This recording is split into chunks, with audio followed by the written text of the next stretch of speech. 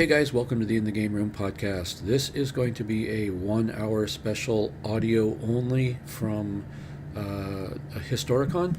This was recorded last night when me and a couple of buddies sat down and just talked about the convention, gaming in general, the games we played, conventions in general, game stores, all kinds of gaming related bullshit. So if you feel like listening to about an hour of us babbling on, then strap in, it's about to begin. And don't forget to check out inthegameroom.com for blog posts from the convention, photos from the convention, and things like that. I didn't really shoot much video at this convention because honestly I was having way too much fun to be bothered. So this is what you're getting, 1 hour of audio. Thanks a lot. Bye-bye.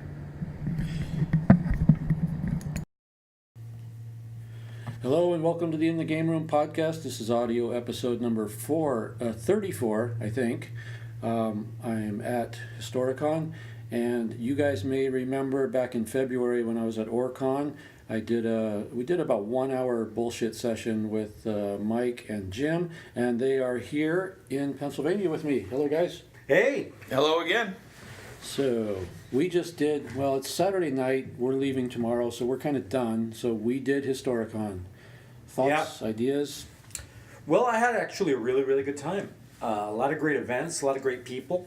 The hotel that the convention was let's go into this. Was not optimal. No, let's just say it was a train wreck. So Mike's worked construction for like ever. Yeah. I've had some background in it, and we were sitting there when I was just registering to pick up my badge, counting the code violations in the room we were in, and the stop work orders.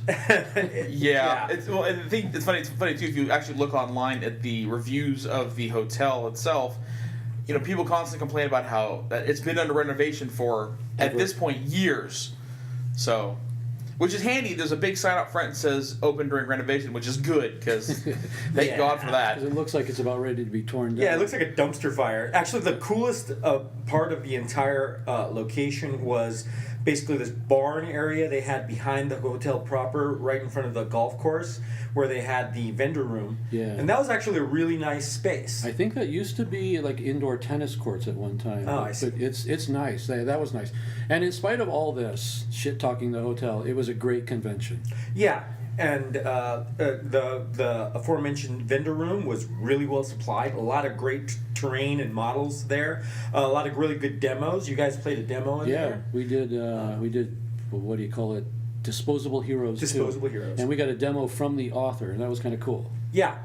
I watched them play. It was Germans versus French. The Germans were assaulting a French village that they were defending, and not assaulting very successfully. Yeah, but nonetheless, it was actually a very interesting variant of 28mm historical World War II. Yeah, it definitely scratches a different itch than bolt action does, but the nice thing is if you play bolt action, you have everything you need. Right. Yeah. Yeah, it's like what a $20 softcover, $30 hardcover book, and you're set. 35, 45, I think. 35, Something like 45? that, yeah. Yeah, but it was cool. It was very, very objective driven. Very kind of a cool way to do it. yeah, the multiple activations of a single unit, if you want, rather than activating other units, that was kind of cool. Off-board support weapons was really nice. Yeah, that was weird for me. I mean, I've done off-board artillery before, but we had like an off-board 50 cal or a heavy machine gun. And off-board heavy mortar, right? Yeah. Yeah. Yeah, so that was kind of unusual, but it was fun. It was I'm not going to leave bolt action anytime soon, but I'll play both. I think they're different enough, so that was fun. Yeah, this game was far better suited to a smaller level of play, and also very scenario driven. I could see that game being very much built around what the objectives and the scenarios are. Yeah, it's a very difficult game to play if you're just trying to do a meeting engagement between two forces that's very straightforward. I don't think that would work well in that system. Yeah, I didn't think so either, and that's my normal style of play. Normally it's you're on that edge, I'm on this edge, we're going to go bump heads and kill each other. Yeah. That probably wouldn't work too well with this, but yeah, with a little scenario. It's intended for a different style of play. I didn't play myself. Mike Alan played, but I didn't. I was observing, and I was actually very intrigued with a lot of the rules and the ridiculously bad die rolls. I mean, worst ever. Oh, check out Alan's Facebook for five tens. Dear Lord. He needed ones, and he rolled 5 10s on 5d10. And it's like just zeros across the board. It's like amazing. There's other games where that would have been really great, but not this one. No. So that was fun. So yeah, I learned how to play and learned how to lose at the same time. Yeah. So there we go. It was all good. And as you guys know out there in podcast land, I lose at everything I play, so it's all good. I don't care. So, Well, that's how you learn the most. Yeah. What not to do. It's just fun. Don't run forward in the middle of an open road at a light machine gun. Is basically what we learned. Yeah, we learned a few things. But it's all good. It was a learning experience. And yeah, and I bought the game. Mike, you bought the game. I did buy the game, yes. So we're going to play it and have fun with it, I'm sure. See, that's the biggest problem is we came out here and saw all kinds of cool stuff, and all we really ended up with is more stuff to play, more stuff to build. More games to play, less time to do it, but Yeah. it's all good. So the other game I bought, which I haven't even hardly looked at yet, is What a Tanker, and that seems to be pretty popular. And that seems to be like a really casual beer and pretzel kind of fun tank game. So I'm looking forward to checking that out. Yeah, you play an individual tank. You're not playing like mass armies. And if you've ever played World of Tanks, Yeah. it looked a lot like a miniatures version of World of Tanks. If you had two guys, though, could you give each guy 2 or 3 tanks? I mean, Probably. Yeah, probably. I would think so easily, but they had 8 players, so Yeah. I think it'd be fairly easy. Although the cool thing is, though, is we actually will get a chance to play it come Gateway, because it's already on my schedule. Oh, okay, cool. Which is how I heard about it, which is why I wanted to check it out here. Cool.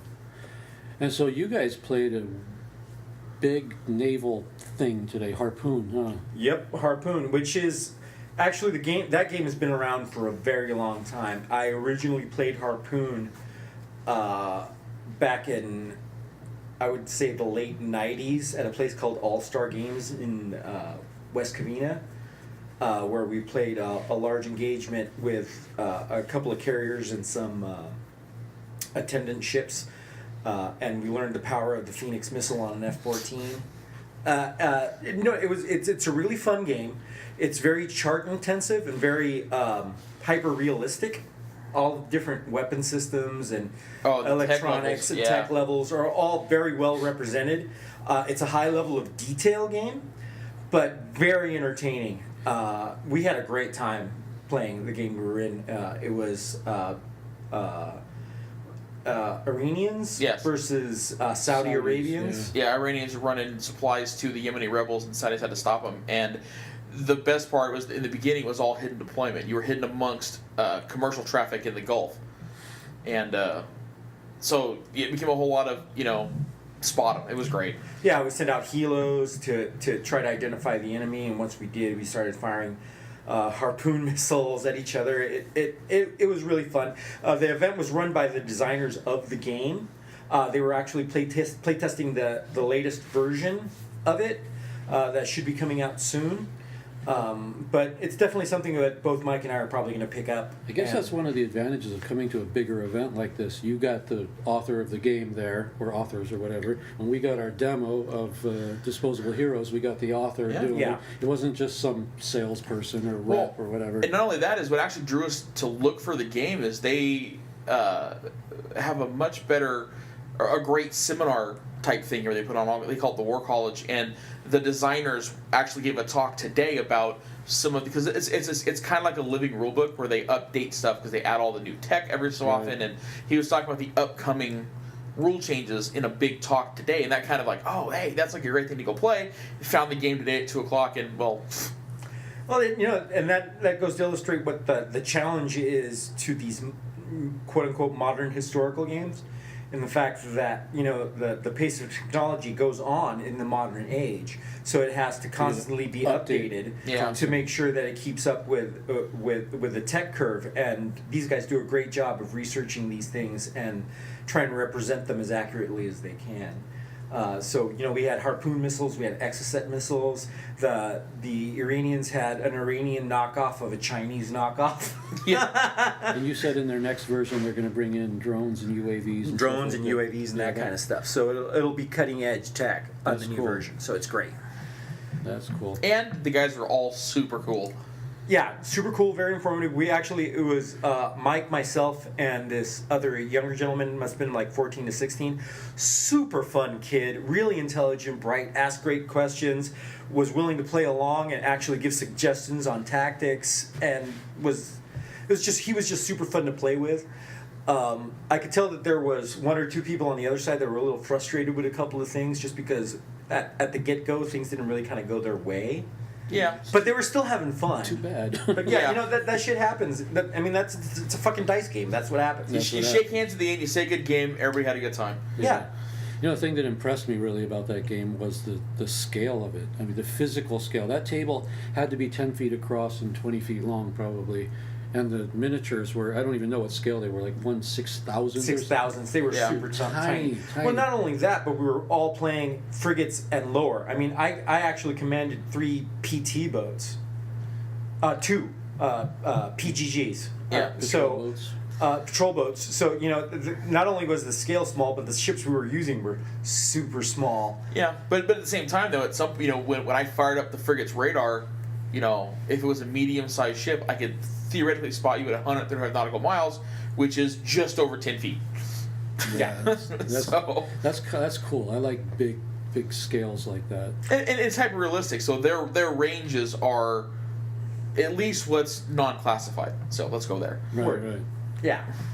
But when you're dealing with older technology like harpoons, it's usually pretty accurate. But and the thing is, from what I understand, the game covers a vast variety of modern navies for you to be able to do just about any kind of modern warfare scenario you want. So the game is very flexible in that it gives you a lot of options. And it's flexible in scale too. Like we can go with one 2400th. Yeah. If we want, get bigger ships, get GHQ stuff. Yeah, exactly. That's what Mike and I were thinking. We were thinking about getting some GHQ stuff because I actually asked one of the game designers, does this scale up or down for different models? And he goes, yes, I have this spreadsheet I've prepared that adjusts everything that's salient to the scale to whatever scale you want. And there was like a big Excel chart, and you basically just put the scale in a line at the top of the chart, and it automatically recalculates everything to be what you want it to be. So it stays in inches. Exactly. There's so many games they say it's in inches, but if you play smaller, use like centimeters. I don't have any centimeter scales. Yeah. It's America, goddammit. So we got to do something in 2400. I've got 2 ships that I manufacture in 285th scale, the Wasp and the Independence. I've been wanting to buy them in 2400 just to have, and now I can buy them and actually use them. Well, Mike and I will definitely be putting something together for possibly Orcon or GameX next year. Yeah, probably Orcon. Yeah. Yeah. We really want to do something with that. We have some ideas about what we want to do. We're thinking about America's defend Chinese invasion of Taiwan.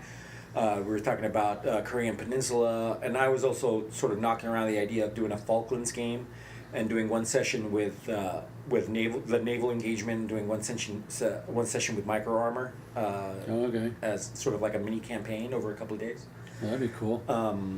So yeah, I mean, this con was just super rad in the amount of stuff that you could try and look at, and the tables were fantastic. People really spending a lot of time on this terrain. Let's talk about Pavlov's house. Oh my God, that's freaking incredible! Oh my God, let's go from 1/6000th scale up to 1/54th scale or 28 millimeter. Yeah, that was amazing. I've seen pictures of that kit before. I've seen pictures of it finished, but to see it in person, frankly, it actually was a little smaller than I was expecting, but it was still massive. And it was massive, and the attention to detail, and the fact that all the interiors were done. That whole table was killer, though. That whole table was killer. But as a centerpiece, that thing really knocked it out of the park. Yeah. Yeah, there's a big ass factory on the other end of the board that's almost like you don't even notice it because of what's in the middle. This big old brick smokestack that looked cool. and that thing was impressive too, but it was like I hardly looked at it because Pavlov's house was right in the middle. Yeah, that thing is I was impressed with it to the point that I've ordered one. So I'm gonna try to do mine up even better than that guy did, which is going to be a big challenge because that guy David that built that really did a fine job on it. So that'll be fun. I don't know what we're gonna play it as. I mean, I'm not a historical guy in the sense that I'm not going to do a Stalingrad, scenario, but I'm gonna plop that building down and say let's use it for something. Well, it could be anything. That's the cool thing. It's definitely designed to be one specific thing for one specific set piece battle, but it's just a big apartment. It's block. just a big Yeah, exactly. So you can use it for just about anything. Yeah, so I mean, you can use that with 40K at 28 millimeter. It'd still be awesome. How dare you? I dare, sir. I dare. Yeah, you could. Yeah, you could use it for a lot of different things. I'm just saying. I mean, really, it has a lot of applications. Sure, you're spending a lot of money for it, but there's a lot of playability with that. And as somebody that's in the business of making stuff like that, I can tell you that it is a lot of money, and it's worth every penny. Yeah. It's definitely, there's a lot of work in that piece. And that guy's not going to sell a lot of them. Right. He's probably sold one or two by now, and he's going to sell a third one to me probably. That's just my best guess. So he's not making a fortune. He put a lot of time into it. So it's a value, I think, for the money. But I think that after a certain point, investment in terrain is actually really important because that's what really makes games pop.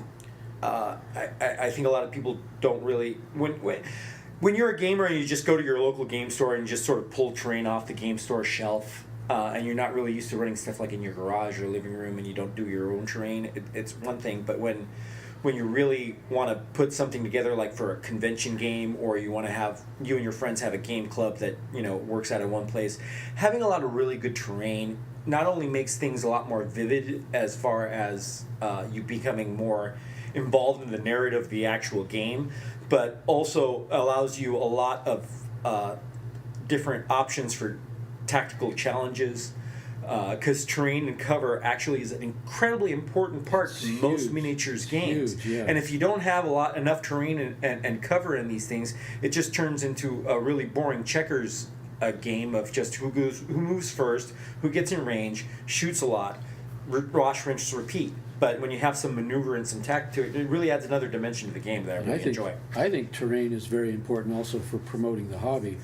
You don't know how many people went by that table today, saw Pavlov's house, and said, "Tell me about this game." Yeah. People that have never played maybe a World War II. Yeah. Well, that's why it makes it so important when you're running convention games or when you're trying to. I know that a lot of people really have a lot of passionate love for the games that they love, and they love to. And when you're really passionate about something, you want to spread that. It's like a contagion, And if you really want to go in there and make people pay attention to the thing that you love, those kind of things are the ones that are really going to draw people to your table and make them ask questions about the game that you're playing. And I think that it's not only worth the investment of money and the investment of time, but I think that it's something that will A, make you a better modeler, and B, make you just a better gamer in the fact that when you add more tactical challenges and elements to your table, you're just going to become better at playing the game. Yeah, for sure. So, what else we got on our list here? You guys played a little bit of Fate of a Nation. That's the new Team Yankee thing. Yeah. How'd that go? Is it very different, or is it just? It seemed to be very, very similar, but of course it used the vehicles of the time. Yeah, I assumed it was just like a supplement book, but it's an entire rule book.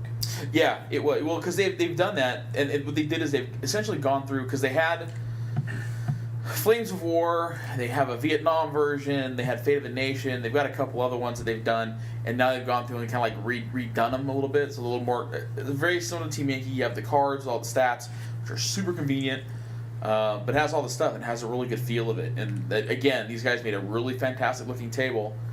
Yeah, it's cool. All the stuff was top notch, looked beautiful.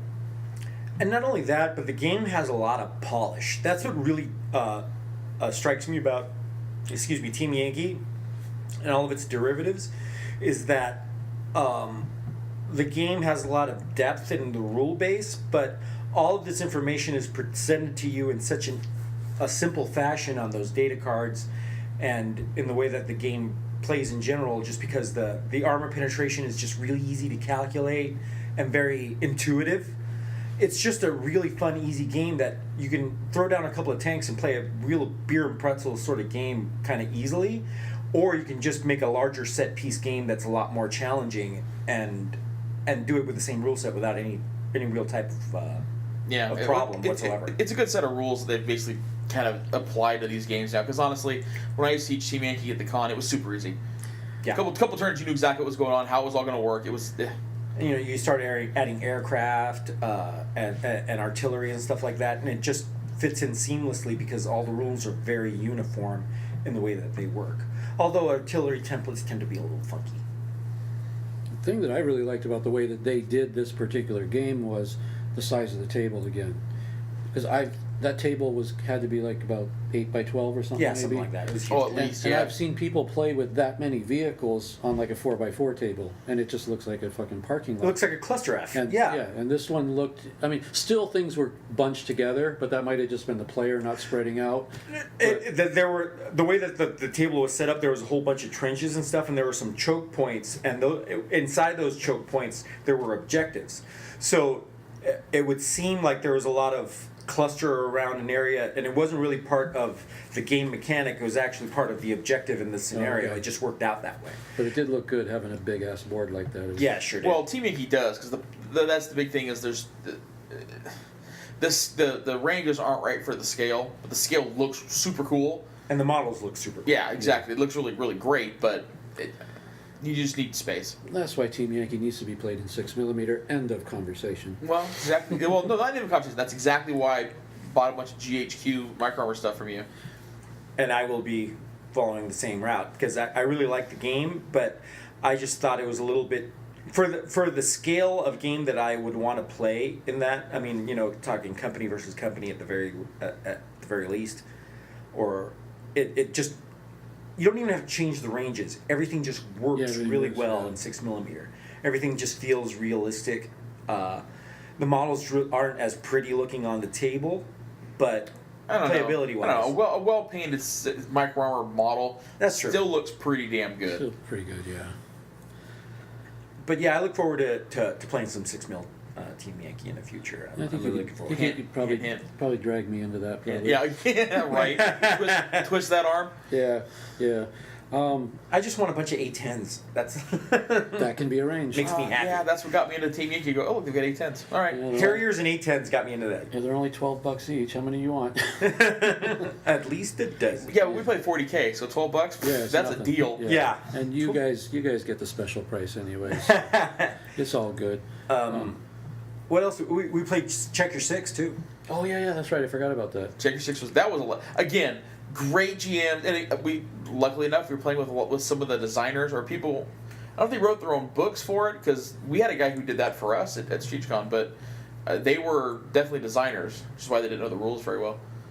But there was a Las Vegas gamers club that played that game a lot. That was a major part. It was so much fun. It was super fun. It was American bombers heading into Tokyo. 2 days after Nagasaki. Yeah. And we were in a bunch of Zeros basically intercepting the bombers, and they had some Mustangs doing cap. And so we go in and we start putting some holes in some planes, and then all of a sudden Rodan shows up. and then Mothra. And then Mothra. That was pretty awesome. And it was actually really cool. They had models for both of those things. And the thing is, they really didn't attack our planes, but their wing buffet as they passed our planes would cause damage and throw us off course. So it was just a neat.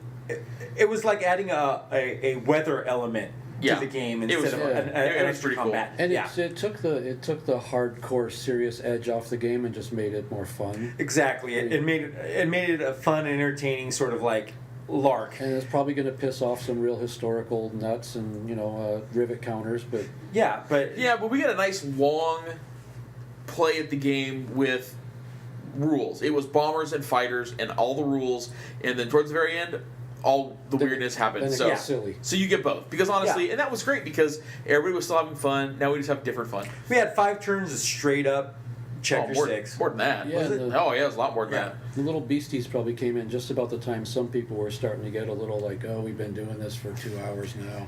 Well, after watching that one bomber guy basically get his ass handed to him the first few turns and then be completely untouchable. And weren't you like constantly trying to ram one of the bombers? Yeah, well, yeah. I was in a damaged plane with no ammunition in a Japanese plane. Of course, I was trying to ram him. I couldn't hit him, but I damned if I didn't try. God damn you, Mikey B. Failure is a kamikaze. Veteran kamikaze. Veteran kamikaze, yeah. Chicken teriyaki. Took about 6 runs at it. Yeah. What else? Oh, we also played War Gods. Was the first game that we played? War Gods of Olympus. Yeah, War Gods the of Olympus version of it, which is Amazons versus Spartans. I guess coming out soon. Because honestly, if you haven't seen it, the War Gods rules are pretty cool, and they've got multiple worlds of it. Crocodile Games puts it out. Egyptus was the first one. Olympus has been coming out slowly over the years, and I was actually really impressed with the model quality of the Spartans. They were really amazing. really amazing. So, and what a tough army, man! Oh, if they had when they had phalanx formation, their save was ridiculous, and it was very hard to hurt them. Although our archers, just out of sheer weight of fire, did a pretty good job. And the activation in that game is pretty cool too. Yeah, because it's a little more tactical because it's. It's an I go, you go as far as the activation, but on my activation, I can activate one of your units. Yeah, when you get the right to activate, you can activate any unit on the table, whether it's yours or theirs. And you lay orders first. And you lay orders first, exactly. So there are these little chits that basically have a logo at one side, and then the other side actually has an order. So you put those next to each unit. So this is what their orders are. So one of the cool things is that we had a unit charge one of our units, and we had declared a charge as well. So what ended up happening is that both units charged. So we charged as a reaction and met in the middle of the field. So everybody got charge bonuses. So it was basically people yelling at each other, running at each other in the middle of the field. You can even see it happening, and then poking at each other with pointy sticks. Yeah, fun little game. Yeah, cool. And that was really fun. Oh, we played some really neat people. I think I napped during that one. Yeah, you were napping. Yeah, I was napping. You did a lot of napping. Yeah. I didn't do a lot of napping. I didn't do a lot of napping at night, so I had to do some during the day. But it's all good. Yeah. Poor Alan's all screwed up. 3-hour time difference. He's not a morning person anyway. Not a morning person. And here we are. We're dragging him to iHop at 7 in the morning, which is a whole other story. That's a whole other story about a restaurant God. with too many people in it and too few servers. But it's all Too good. few competent servers. Yeah, they put in an effort, but failed ultimately. But No, we actually there were some games 9 o'clock today that we wanted to go in that we didn't make it to because they took inordinately long at the iHop. yeah, that's when we went over and played the Disposable yeah. Heroes. I mean, it worked out in our favor because honestly we did that, and then we were ready for that earlier session for, the Harpoon, and honestly we got to see Pavlov's. We got to see. The nice thing is you can walk around and go, hey, that looks cool. What is that? And that's everywhere you go. I mean, I went into the Hawks room, which is I think the Hartford area Wargamer people, and that's a club room. Everything in there was their stuff, and they had They had a really neat game there that was the table was a bunch of walled sections like rooms, and they took a lot of the action figures, like the actual action figure scale aliens, and a bunch of like GI Joe type action figures and that did an aliens encounter inside this with these large scale action figure models, and the game just looked really really fun and sort of like just a lark and a fanciful little fun thing. It was just looked neat. Everybody looked like they were having such a good time. The table looked great. And I walked right past it because it's the only place here at Con that I knew of that they actually played Force on Force, which is one of my favorites. And the Force on Force game. No, which game were you talking about today that you saw that you were thinking about playing, but then it wasn't even being run properly? That was the Force on Force. That was the Force on Force. Yeah, well, it wasn't. It just was very contentious, and there was a lot of confusion. Force on Force is a very different style of game anyway, and so you need a strong person to control it, because if you don't, they kept hanging up because Force on Force, all of one side goes, but the way it works is you have to declare everything you're doing before you actually do it, because anybody who sees you can try to react. And the thing is, if somebody reacts to you and somebody else on your side sees them, they can theoretically react to them, and you can stop this whole chain of events. Well, if you're not paying attention, you end up with people who've already rolled off on their reactions, and people going, well, hang on a minute, I want to react too. And there was a lot of that. It was just a lot of confusion. But then again, it really makes you want to go play Force on Force again, which means you need to buy more buildings from Alan. And do it right. Yeah. There's that. But that is a very interesting game in the way that activations work, and the fact that unit quality is so incredibly important to being able to do things effectively. But I played that a few times with Mike, and there's a lot of... It's sort of like a domino effect when you do something in the right situation, where this one action goes off, and then this entire other series of actions just sets off of that one activation, just because people react to that, and then other people react to that reaction, yada yada yada yada. It's actually a very interesting game to play. Well, shout out to Sean and Peggy Carpenter. They make that game, and maybe we're going to run that at one of the upcoming cons. That'll be fun. I've been trying to talk Mike into running Force on Force more. Yes, and so is Adam, and so a bunch of people. And so yes, my plan is to do it at Gateway, which is in September. So if you want to come try it out, come find me. I'll be there. Yes. Hey, I lent you my wife for your department so she could run it for you, so you can play games. And to be fair, I can. And I will. Actually, we've got a pretty good... The best part is we're sitting at dinner tonight after this con here, discussing all the stuff we're going to do for Gateway. You know, because Jim and I are pushing Adam to run his Israeli Wars game using his Fistful of Toes 3, which I also, another rulebook that I have. And so he's going to do that probably Friday. And then, of course, Saturday's free, so I'm probably going to do Force on Force. And then Alan's talking about doing... Bolt Action probably Sunday. Well, there you go. Yeah. So... Speaking of you guys and Adam and everybody, something I talked about on the last podcast, I think it was yesterday or the day before, I talked a little bit about what a difference it makes to come here with people from your local gaming group. I mean, there's 5 of us in the tight-knit group, and then I saw a couple of people that I recognized from LA, but I don't know them. But it was so cool to have these people that I know to hang out with the whole time.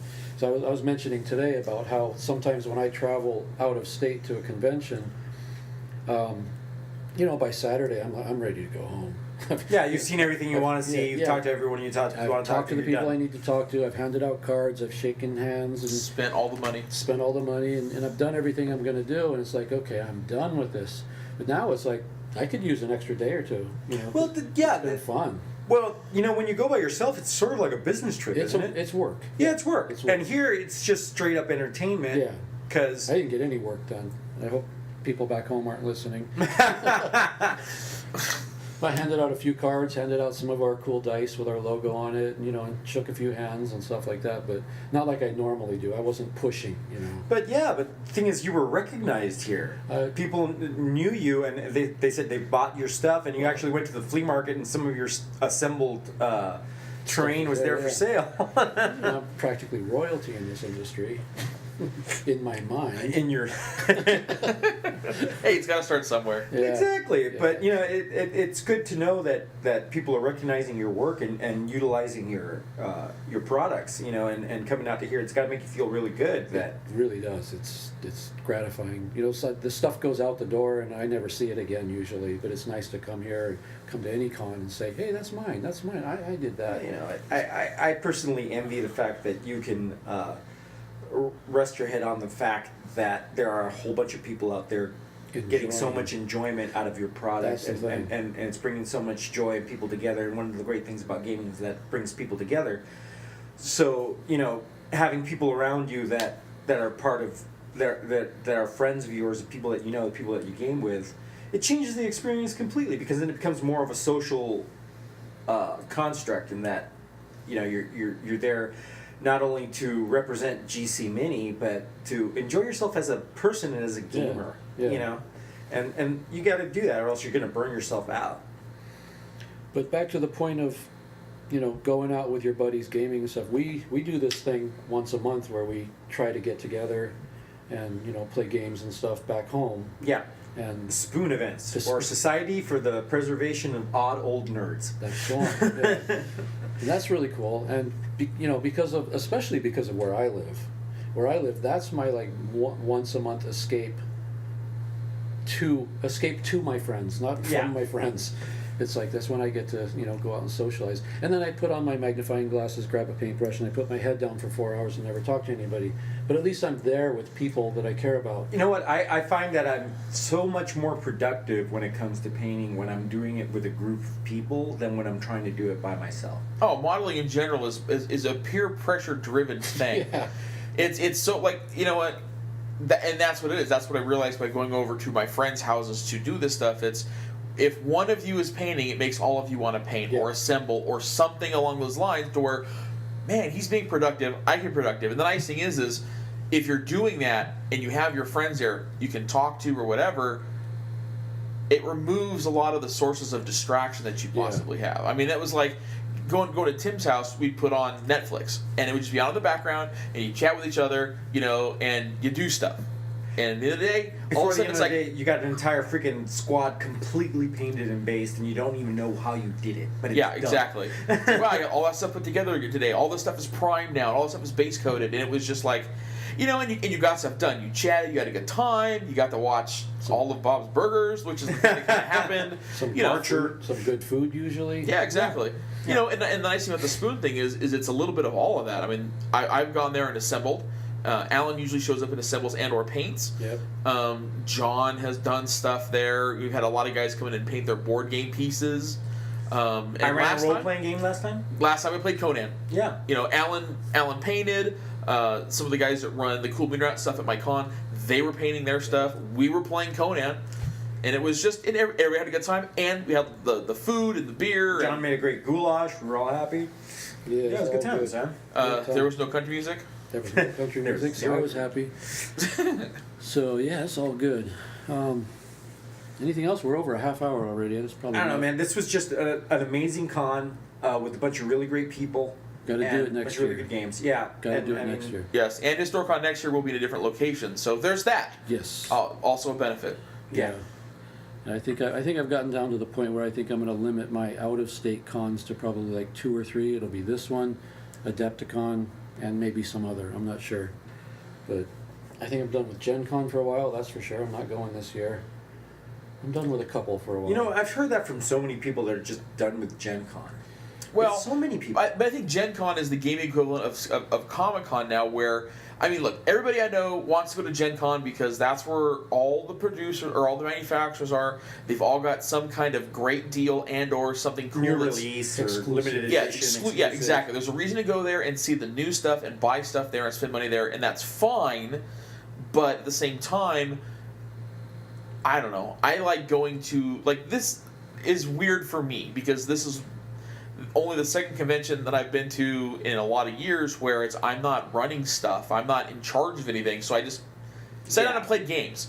Yeah, I spent a little money in the dealer room. That's a cool place to go when you're killing time in between. But I sat down and I played, we got 8 or 9 different games, or sat in and watched and discussed other stuff like that, which is really kind of nice. Well, the thing is, the point of view of all three of us is that, conventions and gaming a lot is tied into things that we do as work. They're a source of responsibility for all three of us in one way, shape, or form. Oh, yeah, and it's really nice to be able to release that responsibility and just play. And just when be we're kids. back in LA, you guys are working all day. I'm in the dealer room working all day. Yeah, it's a job. Yeah. But Gen Con is not about. I mean, they have play space, but that's not what it's about. Right. Yeah. That's not. People don't go there to play the game. It's kind of like a trade show / game convention. It's a trade show. Yeah. So I'm not saying it's not bad, but I'm not going to go. The thing is, if I want to sit down and play a game, I'm not going to go there. And my first time going to Gen Con was amazing. It's just this whole sensory experience. It just overwhelms you. But then the next 2 times after that, it got progressively less exciting. And the third time I went 3 years in a row. Third time I went, I was just like, I think I'm over this. I think I'm over it. Well, but that's the thing though, is how many people, and I'm asking this kind of rhetorically to the podcast first, how many people do you know who, if they're going to Gen Con, are going to pick up all of your stuff for you and all your other friends too? And that's what it becomes a shopping trip. Yeah, it is a shopping trip. And because that's what it was for me. I got a buddy of mine who ran, Al runs, I think still does run, like the kids area thing. Yeah. And that's what it is I don't have to go to Gen Con because anything I want to buy, I PayPal Al the money and it shows up when he flies home. Yep.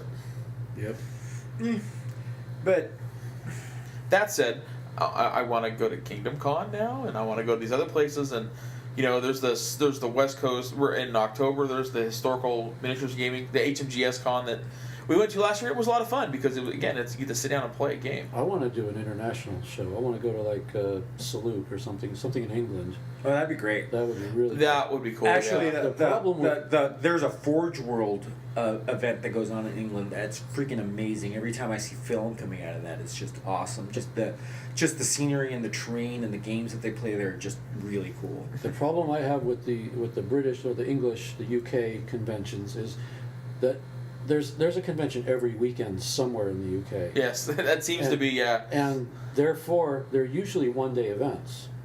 So, I mean, even Salute, which is huge, that's a huge shopping spree right there. You just go in there and buy shit all day. And I think there's very little gaming at all. But all the manufacturers are there. But it's a one-day thing. Get in, get out.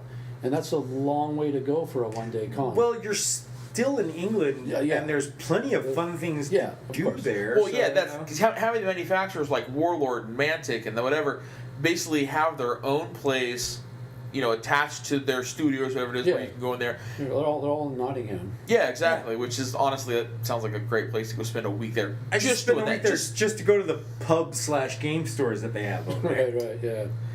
Well, yeah, you're right. Yeah, you're right. Because honestly, the only other game store with a bar that I know of is in Portland. Shout out to Guardian Games.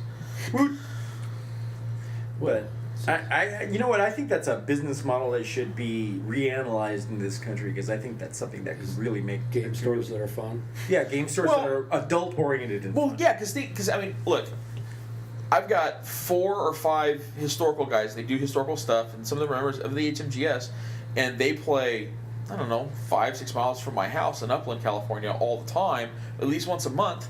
And they play there. They don't go to a local store. And that's just because, you know what? They can go there. They can get all their food, their beer. They can hang out, have a good time. If a local game store had that more adult-oriented thing, it wouldn't be that much more to get a beer while you're playing a game with all your friends. And because I think that's probably one of the, I don't want to say failing, but it's one of the things that, especially with the Pacific Southwest HMGS, we really need to work on is the visibility of it. Because it's cool, and the people are generally very cool, and the games are a lot of fun, but if there's 5 of us playing in a garage, that's cool for us. Yeah.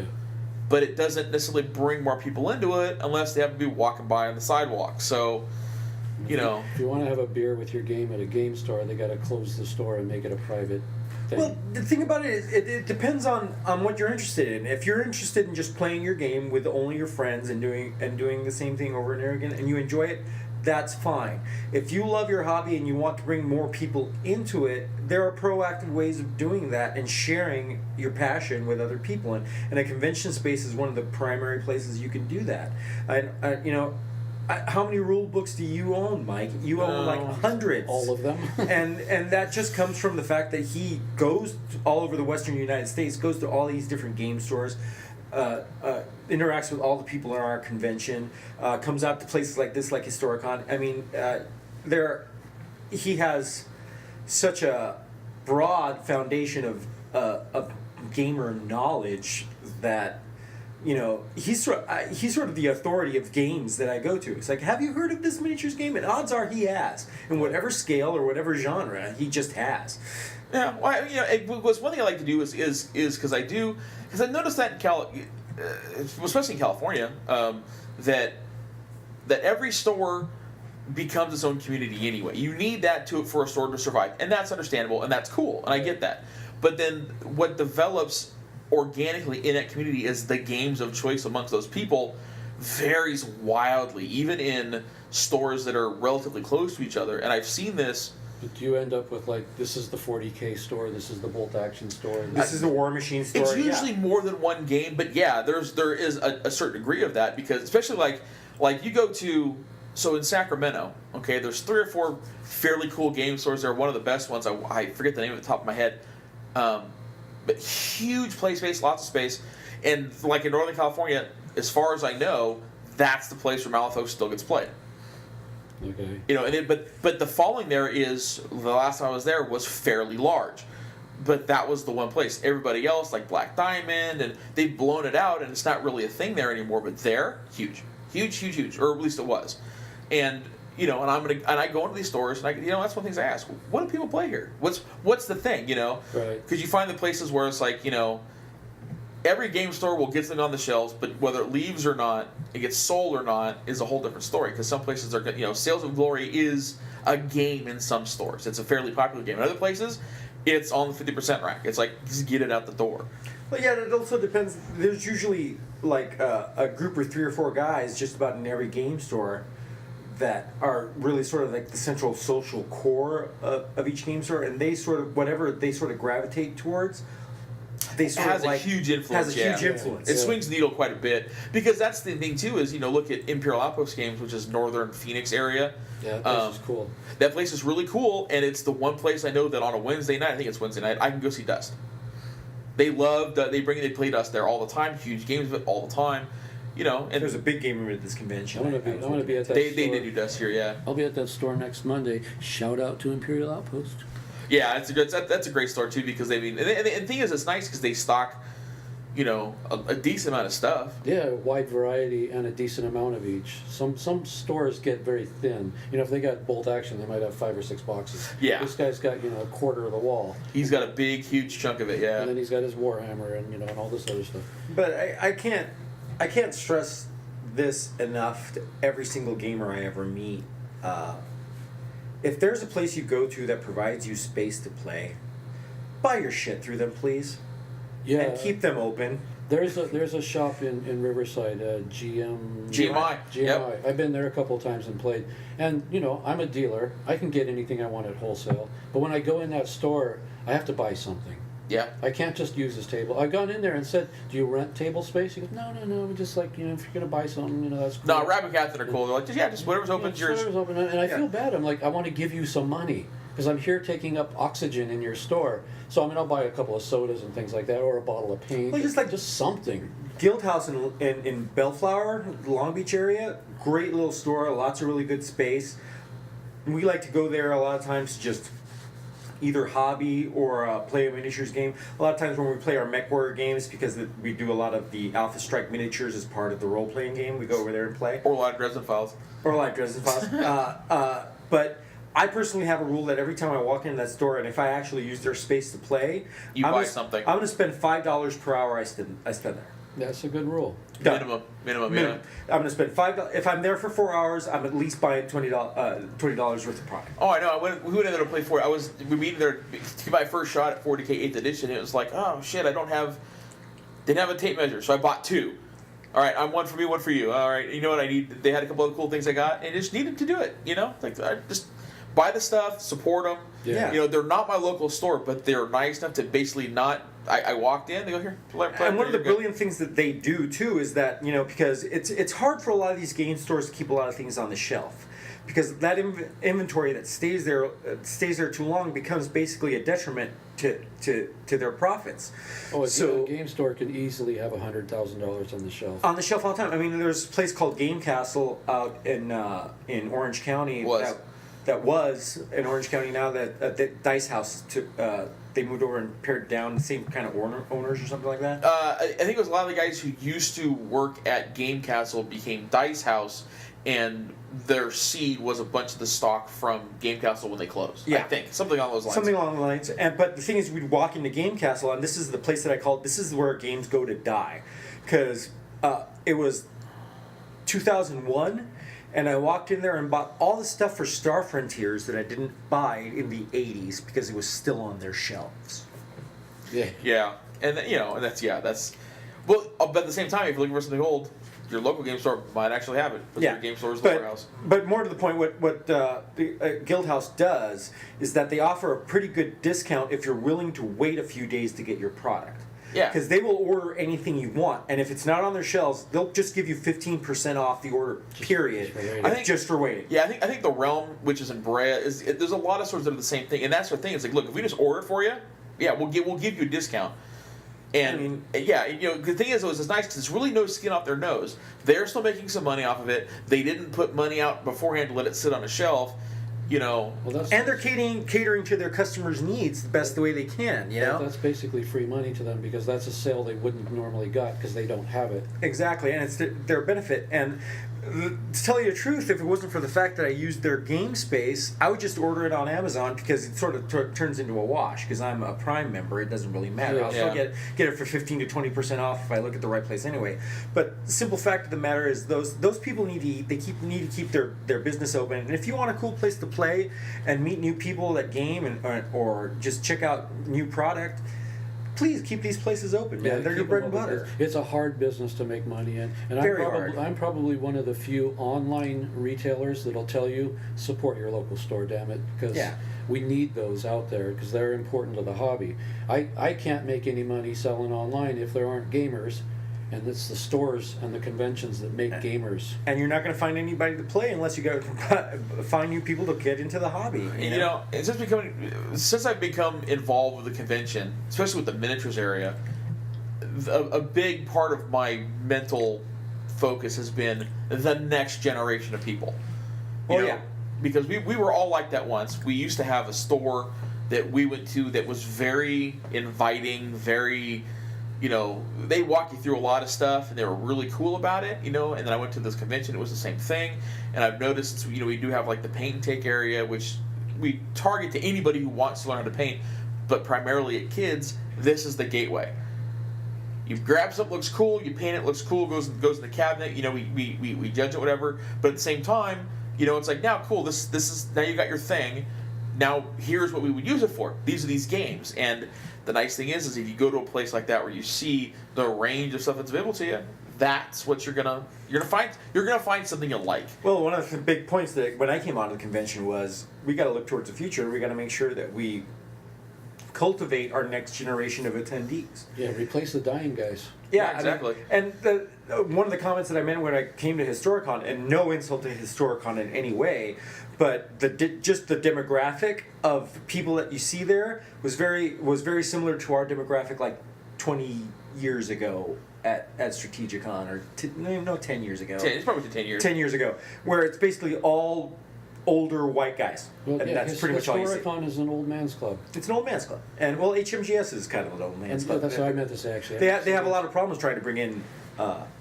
younger, fresher people, but, you know, hopefully they'll overcome that. But one of the things that I love about Strategicon is the fact that you walk into any one of those rooms, kids, women, you know, it's just about any type of person that you can think of is there playing something. And it's getting better all the time. And whatever it's been 6 years or so that I've been a vendor there, every time I sit there all day and watch people walk by, it's more and more becoming younger people, females, and younger people and females. Yeah, but I think the biggest thing is the scope. I mean, Historicon being an HMGS convention, you know, if you look at their schedule or their event schedule, it's 80% historical stuff. Historical. Okay, with a little bit of some fantasy, a little bit of some sci-fi. I mean, because there was 40K here. They're doing Necromunda around the clock. Oh, they had this really cool thing where it was basically just knights and large tanks and this big set piece. That was actually really cool. There was a really cool Helm's Deep. Sort of Lord of the Rings game being played. There was a constant Iron Wind, I think, sponsored it, but it was a constant BattleTech game. Dust as well. Yeah, Dust was here. You know, so I mean, it's not just historical, but we're talking a vast majority of it's going to be historical to a degree. Whereas Strategicon, it's in the name. It is in the name. Where Strategicon is so broad, it's literally do you have a game? We have a table for you. We don't care what it is. But I think the question is, and I want to ask you guys this question because I'm curious what your opinion is on it, is that do you think that historical gaming is just dying off, and that in 20 years, when, you know, a lot of us are in our 40s to 60s are either not going to play anymore or just passing off, is that going to be the end of historical wargaming? I don't think so. I don't think so at all. Because I mean, I was a gamer for well over almost, I don't know, 15 years at least before I even approached historical gaming. And then it was like, oh, this is really cool. Now, I mean, and I think that's the thing is it's just a narrow focus. There will be people who the historical portion of it is the draw. And they're going to want to get into it. So I think as long as it's visible, which it is here, obviously, you know, whether it's here or Cold Wars or Enfilade in the Northwest or whatever, it's going to be visible. There's going to be people who are drawn to it, and that's going to be like, whether it's a thing exclusively or not immaterial. There are people who will go to it. I don't think it's gonna go away. I think that there are some people that are doing some very clever things. I mean, bolt action is bolt action, but there's another version of bolt action that has a sci-fi bend. There's also a modern version. There's So with like Tesla coil cannons and all that stuff. K-47. K-47. Yeah. So that could be easily turn into a gateway drug for somebody that comes from a sci-fi. That could bring somebody into historical. Exactly, because that's sort of what happened to me. Really, I was only interested in the sci-fi stuff. My first game I played was Epic 40K. I loved that game because I like larger scale games, which is why I enjoyed Harpoon so much and that kind of thing. But that game brought me into 40K, and I started playing those games. And now I'm playing a lot more historicals just because I got older, and I think that that kind of game piqued my interest because it was a little bit different, and I got into the historical narrative. And I feel that a lot of these younger generation of people that are playing 40K or playing Necromunda or playing like these more modern games, as they get older, their minds will open more to these sort of historical games. So is it basically the case that it's just an age range that will automatically attract historical games, or are we ever going to really have a situation where we're really going to have young people playing these games at a young age? Well, does the definition of historical change over time? Like in 20 years, will the Gulf Wars be historical? Absolutely. Or are they now? I mean, they practically are now. I mean, when you're already high school for me. Yeah, that was well over 20 years ago. No, I mean that's the thing. It's an entire generation has come up. That people have basically been from infancy to adulthood during that time period. It is now historical. Well, okay. Well, look at what got like Tim and myself and Jim to a degree into Team Yankee. Team Yankee was a little older than what I'd actually preferred, but we were all '80s kids. We grew up with, Stripes.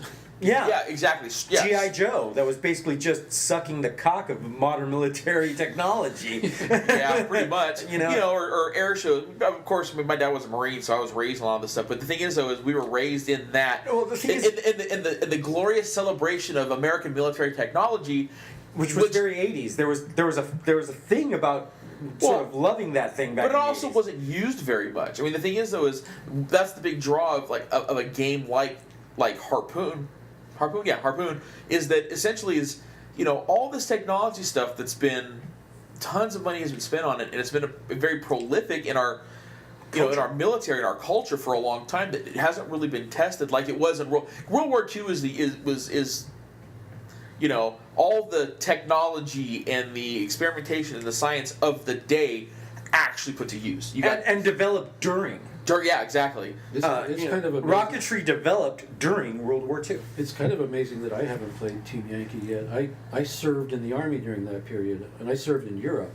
That should be my jam. No, seriously, I saw the Cobra attack helicopters, and I saw the A-10s, and I saw the Hinds, and I saw all those things, and the Harrier jump jets, and really, I just got turgid. They were just so cool looking. It's the stuff we were raised on. Exactly, it was my youth. Well, they're cool models, yeah. And they're really cool models. I've built several of them. I just haven't used them yet. Yeah. And I think that's the thing too. And it helps that the game is fun. So. Well, yeah, there's that. The fact that it's a fairly good game also really does that. But I think you'll have people who are interested. But I think history, though, as a general rule, does appeal to older people anyway. Exactly, because you're at an age where you're looking back. Well, I think not only that is history is a gigantic cause and effect thing, because you can say this directly influence this, directly influence this, directly influence this. I've got a 9-year-old. He doesn't think that way. I have a 20-year-old. She doesn't think that way. No, I mean, youth looks forward. Yeah. That's the thing. It's when you get to a certain age when you start analyzing, when you start figuring, I might actually have more years behind me than I got ahead of me. Oh, we get it, Jim. We're old. We're old. And when I was in high school, I remember my buddies were playing all the Avalon Hill games, the World War II stuff. And I wasn't into that. I started playing TAC Force because that was like 1980s forward miniatures wargaming. And I was like, yeah, I want the modern stuff. But now as I get older, I'm getting more into World War II, finally. I'm doing it backwards. Yeah. Most people got into World War II first. but I did it back then. It's Well, the I most think romantic war, and that's really what it is. Yeah, it was. I think it's. I mean, it was formative for the world. Everything, especially in the '80s, everything that we were experiencing in the '80s, which was the Cold War, the constant threat of basically being murdered at any point in time through nuclear hellfire, was a direct result of what happened in World War II. Right. Mm-hmm. And Jim was right. It was one of those wars where it was a very clear. These are. The righteous versus the bad guys kind of a thing. It was a good and evil thing, to delineate that, as opposed to, Wait, so the Nazis were bad? But we can tell because they looked the coolest. Yeah. They had the snappiest It's uniforms. just like Star Wars. It's just like Star Wars. Or is it guys the look- other way around? Well, there's that. There is that. But the further on you go in time, those delineations weren't necessarily the same thing. You have modern era is more gray area. all very the much time. so. You have your police action / colonialism wars or domino theory wars, depending how you want to look at them. Really doesn't matter. It's all kind of the same The thing. fight against the spread of communism, which Yes. actually ruined several countries, and that was just a really dark period in our history all the way around, where which was really sort of an extension of imperialism and the horrors of that, and we're actually paying the price for imperialism right now. That's why I wonder how Battlefront's Nom book is going to do. I mean, it's not a popular war. It's not a popular war. It's Yeah, but see, the thing is though, is if you want to game Nom, a lot of people who are at least interested in it will be able to game it without adding in, because the nice thing is in the context of rolling dice, the politics don't necessarily need to be there. Yeah, that's true. Because honestly, look, Nom is I've read extensively on Nom and that kind of stuff, and wargaming, most of it doesn't appeal to me, but at the same time, I can have a brown water Navy force. That sounds kind of cool. Yeah. Just to see on a table, just to play it and have a good time. That sounds like a lot of fun, without having to break down the implications of American colonialism stepping in after French colonialism / this is an all-cost fight against communism. Take your pick. We don't have to necessarily explore those. Although it's like me playing the SS. I can do that without thinking about what horrible fucking SS, the fabulous SS with their rainbow armbands. exactly. You so have to Shout out to Harrison with your rainbow armbands. that needs to be a thing. It's gonna be a thing. Oh, good. We're taking it back, folks. Well, shit! A half hour ago, I said we were almost done, and now we're at an hour exactly. Well, I think that we're pretty much done with this. We're all blowhards. Sorry. Yeah. We're spent. It's getting late. It's 10:30, and we all travel tomorrow. So. Yep. Well, everybody who has a chance to check out Historicon, I highly recommend it. We had a great time. Whole bunch of really neat stuff and a whole bunch of really fun people out here. So. And in September, if you're anywhere near Los Angeles, get to Gateway on Memorial Day weekend. Yep. Labor Day weekend. Labor Day weekend. April 31st to September 3rd. April 31st? August. Hey, it starts with A. Look, it's late. I had beer. Ever. August. Just, figure it out, okay? www.strategicon.net. Yes. We'll give you all the answers that you need. We'll all be there, and we're fun guys, and we'll be playing games. And Tons of events. I'll be selling shit, and it'll all be good. Miniatures role-playing and everything in between. Okay, that's about it. Everybody say goodbye. Goodbye. Goodbye. See ya. And I can't end a podcast without saying, keep on gaming.